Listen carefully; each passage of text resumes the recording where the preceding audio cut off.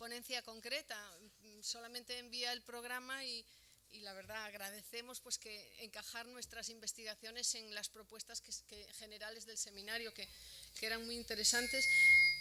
Lo que más me gustó desde el primer momento fue el propio título, que concordaba con las cosas que nosotros hacíamos, el concepto de estrategia, que supone reflexión, planificación, supone acción, y en ese sentido podíamos ofrecer algo que encajase en esa orientación. Y también en el panel en el que yo iba a participar, que se llama Consumo y producción de alimentos en sociedades urbanizadas, no aparecía la palabra rural. Y eso también lo agradecí, porque yo procedo de la sociología rural y sin embargo todos los datos indican, y mucho más en vuestro país, que estamos ante un proceso de urbanización que dentro de poco nos vamos a encontrar que hemos pasado sin enterarnos de trabajar con productores pobres a trabajar con consumidores pobres. Y pensar en ciudad y en lo urbano significa afrontar los problemas alimentarios desde una perspectiva totalmente diferente, sin olvidar lo rural, evidentemente, pero que lo rural no se convierta en un lastre para quienes procedemos analítica y teóricamente de la perspectiva de la sociología rural. Así que, bueno, pues con ese planteamiento lo que pensé en hacer una propuesta que es un poco académica, quizá más que práctica, pero dentro de los objetivos de este seminario está el hacer una agenda, y me parece que avanzar propuestas o plantear lo que hay hecho para pensar en el futuro es un buen planteamiento y algo que yo podía ofrecer, porque es un asunto que nos hemos tenido que plantear en nuestro grupo de investigación. Nuestro grupo de investigación se llama Sociología de la Alimentación, tiene esa cuchara con gente dentro, que es muy ilustrativo, y trabajamos un poco de todo. Entonces hubo algún momento en que decíamos, bueno, es que esto hay que unificarlo, porque parece que hacemos todo lo que se nos ocurre hacer. Y lo que nos une es precisamente la sociología de la alimentación, y es un poco lo que os voy a exponer aquí. Perdón, sí. Como tengo poco tiempo, disculpad. Entonces, bueno, pues la idea era presentar. Nosotros hicimos un repaso de la literatura sociológica sobre alimentación. Bueno, la idea de este repaso responde a estas preguntas. Responde averiguar lo que ha hecho la sociología en las últimas décadas. Responde a la idea o a la pregunta de qué temas se han tratado y cómo esos temas han evolucionado, y luego cómo estos temas se van relacionando con las problemáticas de cada momento, que bueno, eso no debería ser una pregunta, porque los sociólogos hacemos eso, es decir, nos adaptamos a las preguntas que hay en un momento determinado e intentamos dar respuesta a ello, pero bueno, siempre es adecuado planteárselo. Y lo hicimos, no voy a hablar casi nada de la metodología, pero al menos para que sepáis que hemos seguido un proceso. Os presento ahora mismo la metodología y he dividido la información que hemos rescatado, que es de tipo descriptivo, es decir, os voy a contar lo que dicen los sociólogos en los últimos 30 años, y está dividido en dos áreas: el área de la sociología rural y los sistemas agroalimentarios, y el área de la sociología del consumo y las desigualdades sociales. Y termino con unas conclusiones que incorporan más mi opinión y la valoración de estos trabajos. La metodología, como os digo, solamente para que sepáis, hemos trabajado con los resúmenes de un listado que utilizamos en Europa, que es el Journal.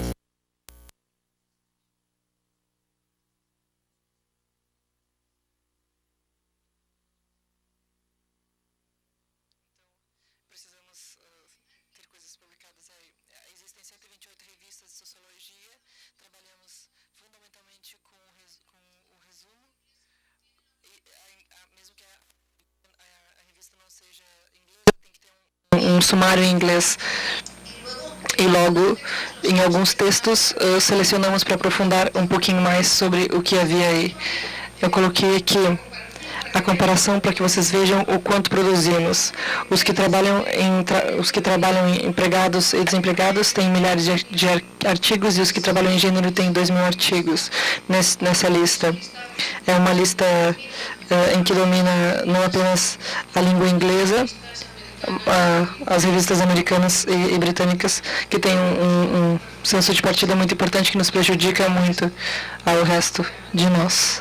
Simplesmente para que vocês vejam um gráfico da evolução desses estudos. Começa em 1990, antes de 1990, com as palavras-chave que usamos, que era Food, Diet, and Cook, Eat, haviam apenas 4 artigos, e depois de 1990, porque cresce de uma forma bastante significativa através do ano, até o ano de 2013, que há temos aqui um novo campo de estudo. Por curiosidade, eu procedo da investigação qualitativa, que tínhamos interesse especial para saber se diferenciava, e aí está. Aqui são os estudos qualitativos e esses são os estudos quantitativos, dominam os quantitativos quase em dobro. Aqui é o mapa das palavras pesquisadas que aparecem apenas como uma forma de ilustração. Então, aqui as palavras social, agriculture, consumer, consumption. Por aqui tem school, children, por aqui tem gênero, tempo, aqui está corpo, enfim, tem um pouco de tudo. Aqui tem uma quantificação.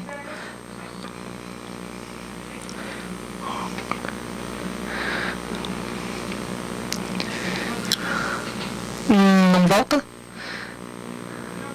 Não está voltando. Ok. Bom, só para que vocês vejam o subtítulo que eu quis dar, porque reflete bastante o processo. Não, o título é isso que nomeamos sociologia rural e sistemas agroalimentários. O subtítulo que resumiria o que existe é que a passada dos problemas agrários para os problemas alimentares. Existe um grupo de estudo que se dedica à agricultura e à nutrição dos países pobres. Existe um grupo de estudo dedicado à análise dos países mais pobres. E muitos deles trabalham em assuntos de nutrição, então existe uma diferença muito grande com os escritos sobre rural, que não trabalham sobre alimentação. Quando falamos de alimentação e quando falamos em meio rural e agricultura, aparece esse vínculo com a nutrição.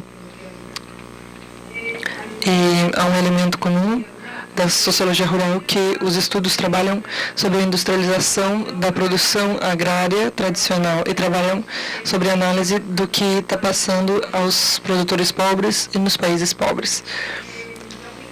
Logicamente, a chave desse assunto é como a agricultura se integra ou se desintegra, poderíamos dizer, quando entram os mercados globais. E a palavra-chave desse olhar, que eu chamaria a sociologia da alimentação, são como essas mudanças da comercialização dos produtos levam à escassez dos alimentos básicos em alguns produtores. E isso empobrece as dietas. Esse vínculo com as dietas é realmente uma análise ganha que a sociologia da alimentação teve acrescentada. E existem muitos estudos, como sempre fizemos a sociologia rural, a datação das comunidades tradicionais. Como se estuda isso? Não se vê quais que são as lógicas da inserção da agricultura nesse mercado alimentar global, e se vêem as formas que resiste, ou as capacidades de resistência que essas comunidades pobres têm e os produtores pobres têm. E a peculiaridade nesses momentos é que, quando se trabalha do ponto de vista da sociologia rural, se falava da subsistência dos agricultores na agricultura moderna, e agora se fala com muito mais atenção sobre resistência e também da capacidade escassa, claro, que esses produtores pobres têm, e, sobretudo, se apresenta como um processo de transição nutricional, não um processo de transição agrária. E esse processo de transição nutricional vai desde os períodos de desnutrição a uma faixa de desnutrição, de má nutrição, por mais estranho que pareça. Temos tempo estudando isso, mas que para estudar os países pobres precisa estudar a obesidade. A desnutrição se passa a má nutrição e da má nutrição se passa a análise de sobrepeso e do sobrepeso entra nas análises sobre obesidade.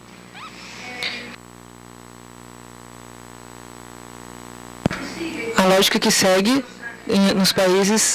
nos artigos dos países desenvolvidos é bastante desenvolvida. Eu creio que existe um artigo de uma pessoa chamada Mu, que se chama da Fazenda à Mesa, em inglês, que resume a intenção desses artigos. Tentar fazer um acolhimento geral do que e tentar introduzir uma visão holística e das dinâmicas de mudança que os países ricos estão produzindo. Obviamente, quase todos manifestam a crescente complexidade do sistema alimentar. Em seguida, se começa a falar da quantidade de agentes que se incorporarão ao sistema agroalimentar, se fala da perda de peso dos produtores e o aumento de peso da distribuição no processo de transformação. Se fala da perda de conhecimento dos consumidores sobre o produtor e a falta da informação, a distância, os efeitos da distância entre o produtor e o consumidor, que supõe uma falta de conexão entre ambos e uma falta de informação do consumidor até o produtor. A palavra-chave dessas orientações, talvez uma das questões mais relevantes é que se põe no manifesto é que há uma perda de poder das decisões dos produtores e dos consumidores. E existem outros agentes que vão adquirindo poder no sistema agroalimentar. E talvez, eu creio que é necessário ver também sobre esses aspectos, sobretudo sob o ponto de vista da análise sociológica, que talvez o mais importante de tudo é que a alimentação da agenda pública aparece aí um assunto que é necessário tratar do ponto de vista não apenas da sociologia, mas da política e com algumas orientações entre as que se veem nos novos agentes institucionais que há nesses processos. Poderíamos resumir que ao analisar os países ricos, se dá respostas ao mesmo processo, mas divididas, bastante divididas, muito divididas, para falar a verdade. Se fala de um produtor perdendo poder, que em alguns artigos parece que quem ganha peso é o consumidor, é uma ficção, mas sim se apresenta ao consumidor como o gerador de transformações por um conjunto de questões. O consumidor se analisa mais a fundo nessa época, se fala do desconhecimento, se fala da vulnerabilidade do consumidor, que é como ele está submetido às leis do mercado, perdendo sua cultura alimentar e gerando uma uniformização de hábitos que se plantea nesses termos. Também há análise sobre a desconfiança, apesar de que temos assistido a crises alimentares que geraram uma preocupação importante nos consumidores e que isso fez com que muitos artigos de como se percebe o risco, que sensações de segurança as pessoas têm sobre a alimentação e um grande número de artigos centrados especificamente no aumento da desconfiança do consumidor e também da desconfiança não apenas ao alimento, mas ao produtor, às instituições e etc. Se vê claramente o interesse por apresentar novos valores dos consumidores, em geral ligados à alimentação, mas como vocês vão ver também, ligados a outras coisas. Poderíamos dizer 3 áreas de estudo neste campo. Por um lado, artigos que se dedicam a estudar as especificidades nacionais e regionais, e nas que se fala precisamente da resistência, que eu falava antes, de como se adaptam os produtores aos mercados globais, ou como os consumidores têm certas especificidades relacionadas a território ou a um estado, são casos de estudo de forma geral. Existem artigos que falam especificamente do papel do Estado para criar uma situação mais confiável e logo falam, como eu falei antes, do crescente peso do consumidor, ou, na verdade, do peso, a importância que tem os novos valores do consumidor para dirigir, orientar ou atropelar as orientações dos produtores. Então, Bom, é claro que é um debate que vocês conhecem bem, que desenvolvimento rural, lemos muito artigo sobre não sei se vocês têm um termo em português para convencionalização. Não vem no dicionário essa palavra. Existem muitos artigos que falam sobre a conventionalization, o processo de convencionalização da agricultura, como a agricultura se insere nas normas de funcionamento de uma economia do mercado capitalista. Existem estudos muito bonitos, muito bem feitos. Existe um de Murdoch e Moll que é bastante conhecido sobre os estudos de caso, e há um outro típico do Eat and Drink, que escreveu o Luke, que fala sobre as motivações para consumir orgânicos, que eu creio que também todos lemos. Vocês já sabem como funcionou esse debate, porque realmente existe um debate por trás de tudo, que eles afirmam que o processo de convencionalização é o que nos espera, é o que espera a agricultura, e que é um processo irremediável de todos, seja mais tarde ou mais cedo, mas vai acontecer na agricultura convencional. E há outros artigos dos que dizem que há alternativas e que as alternativas não necessariamente terminam na convencionalização. E talvez quem mais tem apoiado isso são as pessoas que desenvolveram trabalhos sobre as cadeias curtas de comercialização. Acho que também todos lemos sobre as pessoas que plantam formas alternativas. Não se poderia dizer que resistem, mas que convivem com as formas mais convencionais. Também mudou a função do agricultor. Se vocês lembram, na minha tese, nos anos 80, estávamos todos desesperados por quando chegaria esse novo papel de cuidador da natureza que assinava, que apontava para os agricultores, pelo menos os europeus. Realmente, agora o que se faz é apresentar um novo papel do agricultor que tem a ver com uma imagem nova, que não tanto de cuidador, ou não apenas de cuidador da natureza, mas de produtor confiável. Se apresenta uma imagem do agricultor de cara ao consumidor para que tenha uma visão favorável, para que dê resposta aos valores do consumidor. Se fala também do papel que tem em todo o processo de complexidade, do aumento de complexidade do sistema agroalimentário, e fala também das relações. As relações, eu devo dizer que existem poucas teorias em nossos estudos da sociologia da alimentação, muito pouco, eu deveria dizer, e isso deveria ser já que estamos discutindo junto sobre essas questões, isso deveria ser dito. Há uma teoria, já conhecemos todos também, que unifica um conjunto de trabalhos e para explicar a importância que tem analisar o poder da cadeia agroalimentar. E é importante porque talvez um elemento como o poder seja difícil fazer a trajetória da terra até o prato. E os analistas desse campo fizeram uma análise das assimetrias de poder que há na cadeia agroalimentar e, dessa maneira, tentaram visibilizar processos que antes estavam ocultos. Além disso, permitiram ter uma visão holística do assunto, com o qual é um ponto que não é menor, do meu ponto de vista. Outra das áreas é o papel das instituições. O papel do Estado em particular, mas também das empresas. Se fala sobretudo de que função tem em cada contexto específico o Estado como regulador ou mediador das relações. Alguns estudos falam de um apoio estatal para ver de que maneira se criam caminhos para o desenvolvimento da agricultura. Por exemplo, a todas as pessoas que trabalham com certificação de origem, e há outro tipo de estudos que faz como que eles veem como abrem um caminho, se os apoios se dão às agroalimentárias. Com o papel do governo americano para o apoio de certos multinacionais.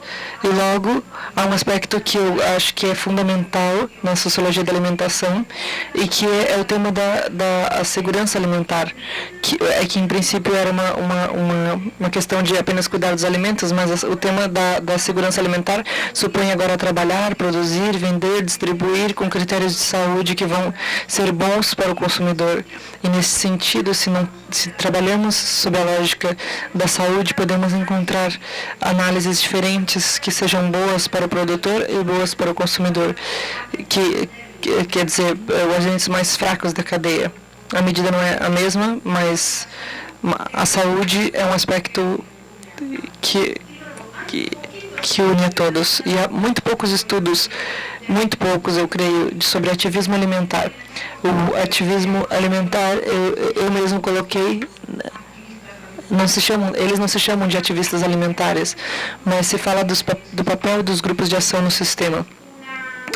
Uma das orientações típicas é a análise do que vocês já conhecem, um autor que se chama Walmartização pelo Walmart. Na Europa diríamos Carrefourização, aqui não sei como vocês chamariam, talvez os dois nomes. Já sabemos sobre o que se refere. Comida barata. Sim, mas socialmente justa. Então, há um grupo de estudos que analisa os motivos que existem por trás deste processo de comida barata e a relação que se relaciona muito com o emprego dos trabalhadores dessas organizações, mas também o efeito que tem sobre o controle que tem sobre os produtores das grandes companhias distribuidoras e como manipulam conforme desejam. E há também análises sobre reclamações de grupos ativos em favor de uma comida mais saudável. Logicamente, há também artigos sobre compra solidária, redes de comércio justo e outros que vocês já leram. Por curiosidade, me surpreendeu existem alguns artigos que falam da neoliberalização dos grupos de defesa dos consumidores e fazem referência, sobretudo, a um fenômeno que na Europa não temos, não sei se aqui vocês têm, mas nos Estados Unidos existem grupos de pressão para comer de uma determinada maneira que geraram políticas governamentais à base de protesto. Por exemplo, os grupos vegetarianos. O que se diz é que, em que medida certos grupos de ação com fórmulas de protesto do ativismo alimentar mais tradicional, se nós podemos chamar assim, conseguiram certas políticas para eles mesmos e que podem não ser benéficas para os outros. Me pareceu uma coisa curiosa, sobretudo porque não sabemos muito desse tema, provavelmente vocês sabem muito mais do que eu, mas imagino que a análise dos grupos de ação são bastante reivindicativas. Como uma forma mais reduzida, talvez não tanto, os estudos da sociologia do consumo e da desigualdade. Existe um conjunto de estudos que para os espanhóis foram raros. E, mesmo assim, se há pessoas aqui do norte da Europa, vão achar muito comum, que são os estudos da perda da comida familiar. Como nós não perdemos, nunca pensei em procurar sobre isso, mas existem muitos estudos sobre a perda e o desperdício da comida familiar, logicamente vinculado ao assunto, à homogeneização alimentar. Foi pensado que o processo de homogeneização alimentar, que os indivíduos tenham comportamentos mais homogêneos, hábitos mais homogêneos, menos diferenciados culturalmente, e que, logicamente, nessa perda, há uma perda das relações sociais ligadas à comida. E a mais importante, ponho entre parênteses, uma das mais importantes é a alimentação familiar. Então, sim, existe muito estudo sobre o desperdício da comida familiar, sobretudo por parte de pessoas sobretudo pessoas de histórico saxão. Não sei se a expressão é usada aqui, se vê a intencionalidade dos estudos, porque é uma perda como uma perda de um valor relevante para as sociedades, com o qual, desde o início, consideram, volta-se ao encontro daquilo que se perdeu. Se estudam, por exemplo, Alan Gore estuda especificamente a comida dentro do lar e diz que ela não é desperdiçada. E há outros estudos também na Austrália que também falam de que se perde ou não se perde a relação com a classe social, que para definir é a perda dos hábitos ligados à origem social. Existem estudos sobre o aumento da individualização alimentar e poderíamos dizer que isso se resolve de um modo bastante simplista. Os estudos que utilizam metodologia quantitativa consideram que existe uma homogeneização alimentar.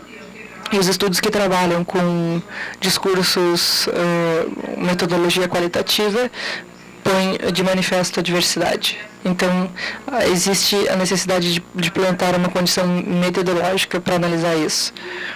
Existem estudos muito interessantes, pelo menos do meu ponto de vista, sobre o que acontece à comida dos imigrantes quando chegam em outro país. Eu acho que vocês também têm aqui, e me pareceu bastante interessante, porque nós que somos que vemos de fora, pensamos que ou fazem ou não fazem, mas estúdios de fora dizem que existe uma mescla, um conjunto de processos de formação e de perda que se aproxima à cultura local, mas de qualquer forma não há uma mudança radical.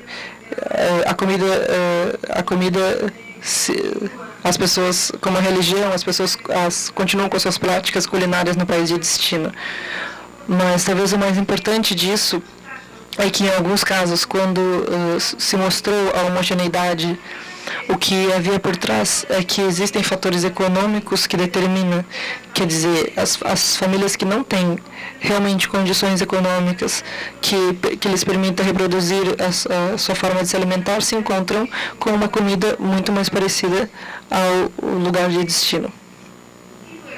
E logo, um conjunto de estudos bastante variados, mas eu gostaria de mencionar porque se alguém se interessa em se explorar mais ao fundo, para minha surpresa, na Europa, eu acho que até agora com a crise não tivemos informação sobre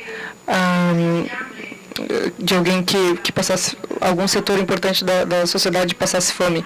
Até agora não vimos, mas existem muitos estudos sobre as ajudas governamentais americanas para as pessoas que passam fome, as food stamps. Muitos estudos foram feitos. E é bastante agradável ver essas pessoas que levam tantos anos trabalhando, levando food stamps, bolsas alimentares para as pessoas. Para nós tem sido bastante úteis. Sobretudo, há bastantes estudos sobre os desertos alimentares que eu comentava, que foi comentado hoje de manhã, estão bastante ligados ao tema rural e ao tema da obesidade, claramente. Por isso, nos Estados Unidos, apareceram como uma referência.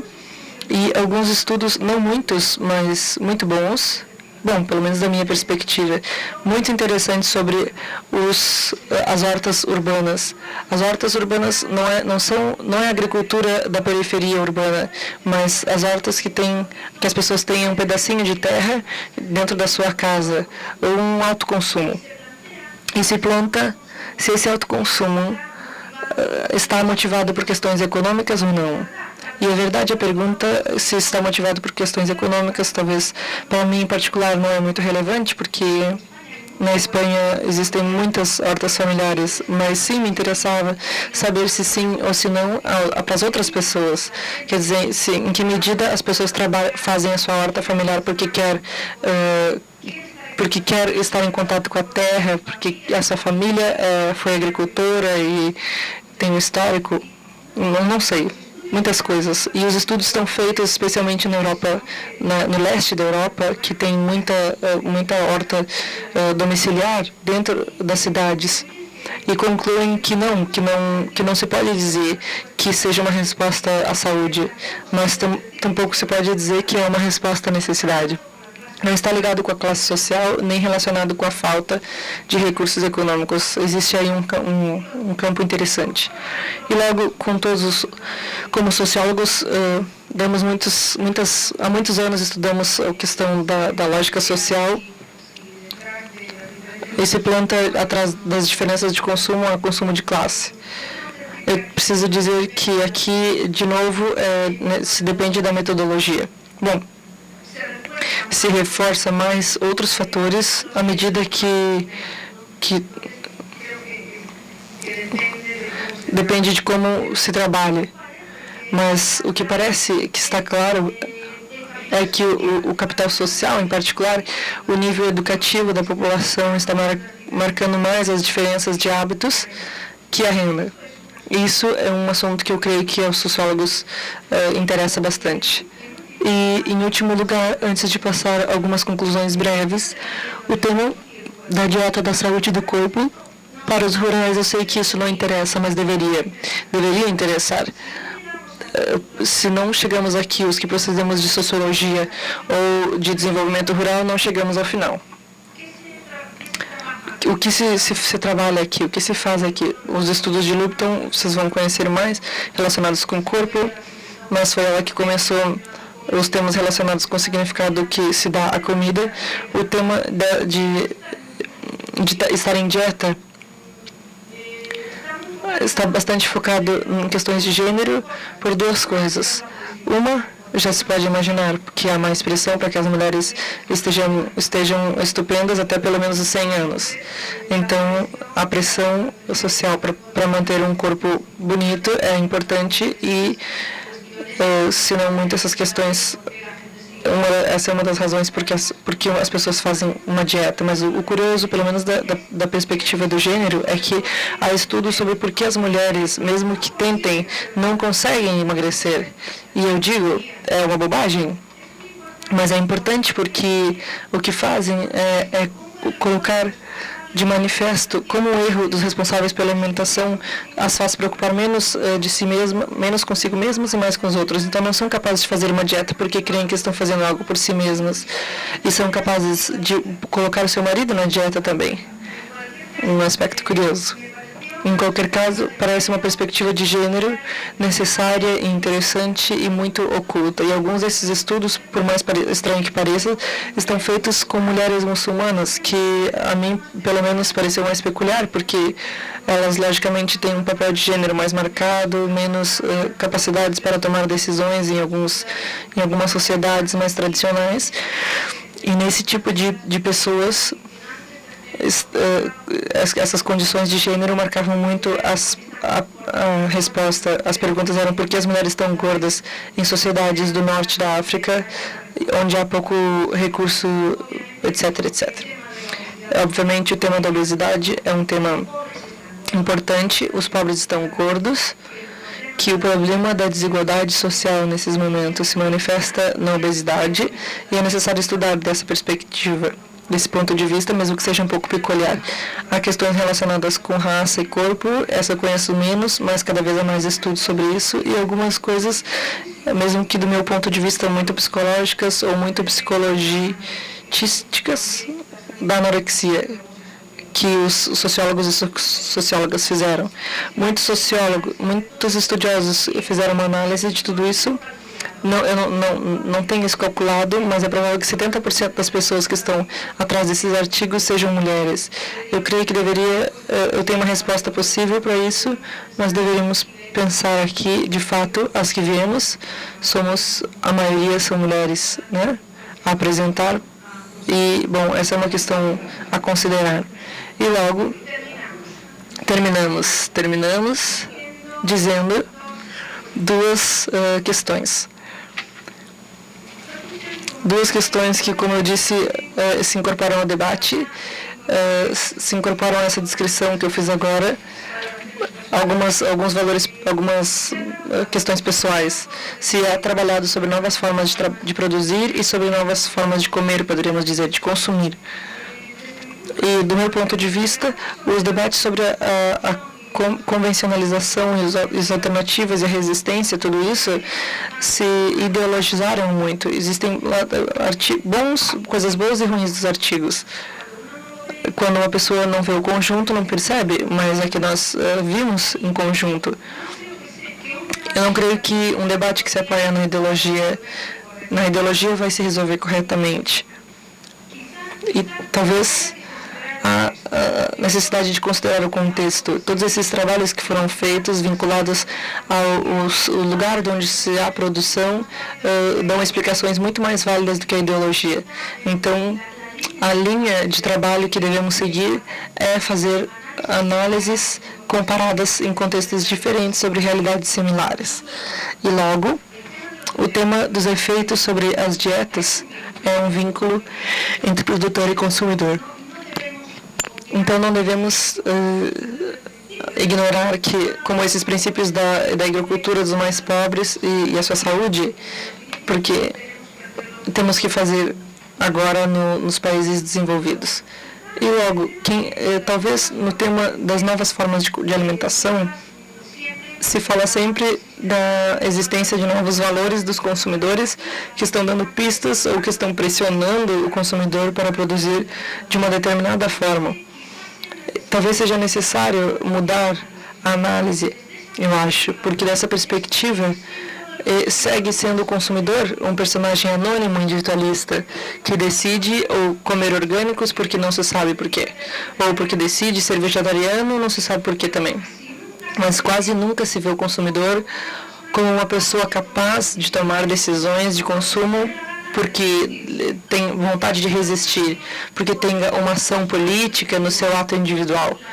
A ação política sempre se analisa grupalmente, mas no consumo é provável que se estejam dando ações políticas individuais de resistência, negando-se a comprar ou a comer tal produto, porque é no Walmart que eles são comercializados, ou se proíbem de comprar tal produto porque é um produto produzido do lado de onde eu moro. E à medida que é anônimo, parece que não é um motivador da conduta. Eu acho que analisar as pautas de consumo como uma resistência de um consumidor que está desconfortável, que está preocupado, que está interessado na alimentação, deveria ser considerada. Então, dentro dessas pautas de participação anônima, poderíamos dizer está a saúde. Isso é evidente, isso se vê bastante nos estudos que falam sobre a saúde das crianças, porque nós as mães nos preocupamos particularmente pela saúde dos nossos filhos. E se vê também nos estudos sobre a alimentação escolar, e especialmente quando se vê mais que se fala sobre crianças, mas acho que à margem da estética, o tema da saúde é um assunto que forma parte das decisões dos indivíduos na hora de escolher este produto ou este outro produto. E, claro, o texto da justiça social, da valorização da cultura própria e todas as coisas que são motivadores de novos comportamentos que estão saindo agrupados como respostas desconhecidas, mas que estão aí. E, por último, problemas. Que problemas temos, os analistas deste campo? Bom, separamos os mundos. Como não vamos separar? É muito difícil estudar um feito social como alimentação. É muito difícil porque é necessário saber de produção, é necessário saber medicina, é necessário saber bioquímica, precisa saber muito. Não somos capazes individualmente a fazer algo assim, mas não estamos sozinhos. Então, se somos conscientes, e eu creio que tudo que estudamos a alimentação, somos bastante conscientes da complexidade que os alimentos têm. Então, vamos nos juntar àqueles que também pensam como nós. Um exemplo muito bom é o próprio programa que, às vezes, eu me dediquei a procurar os moderadores. Há bioquímicos, há uma museóloga, há pessoas que procedem do âmbito da química, pessoas que procedem, claro, da arquitetura, como vimos essa manhã. E essas pessoas, particularmente inquietas em seu campo, se aproximaram de nós, reconheceram que são raros no seu campo. Ela mesma dizia essa manhã, não? Eu acredito que abrir as possibilidades de conexão e de pensar juntos sobre esse assunto. E o tema da homogeneização alimentar. que é um tema constante, porque os efeitos econômicos da globalização alimentar falam dos processos de homogeneização e, portanto, estão ao lado dos estudos sobre a resistência. Talvez estejam representando situações excessivamente duais, opostas. Talvez não tem um efeito tão unificador, que não tem um efeito que vamos nos parecer iguais todos no futuro. Essa é uma visão bastante econômica, mas se nós analisarmos a globalização cultural, vemos enriquecimento, por exemplo, nas análises que fizeram desde a omnivorosidade na hora de se adaptar às comidas de outros lugares e outros países. Enfim, existem campos abertos muito interessantes para pensar que não estamos falando apenas de um efeito unificador quando falamos de globalização. E o último assunto, creio que erramos quando pensamos que o comprador e o comensal é o mesmo, o que come. Eu que sou da classe de Sociologia desde 98, apresentamos o consumidor como se fosse o agente final da cadeia. E, ademais, ao considerar a final da cadeia, significa que consideramos ele como um ator individual e dono e capaz das suas próprias decisões. Não, mentira. Nós acabamos de fazer um estudo dos hábitos alimentares dos espanhóis e 70% das pessoas que cozinham nos lares são mulheres que cozinham para elas e para outros. 70% na Espanha. Bom, a Espanha é muito tradicional, se quiserem ver dessa forma, mas igual, as pessoas não vão procurar o seu lanchinho e se sentam diante da TV a comer o seu lanchinho. Mas é um processo coletivo de relação atrás, talvez não tão relacional como na Espanha com a nossa comida familiar, mas de qualquer forma em qualquer caso há pessoas que cozinham para outros, que pensam nos gostos dos outros e não há um consumidor final que toma as decisões individuais. Se vocês olham a publicidade, tentou apresentar eles desse modo, como se fôssemos donos dos nossos próprios atos, e eu digo aos meus alunos que eles comem na casa de papai e mamãe, eles não cozinham, está na hora de cozinhar, eu digo nas minhas aulas. Então, eu digo que é um erro considerar que o consumidor final e o comprador são o mesmo indivíduo. Se somos capazes de ver isso, seremos capazes também de fazer um melhor vínculo entre produção e consumo. Bom, muito obrigado.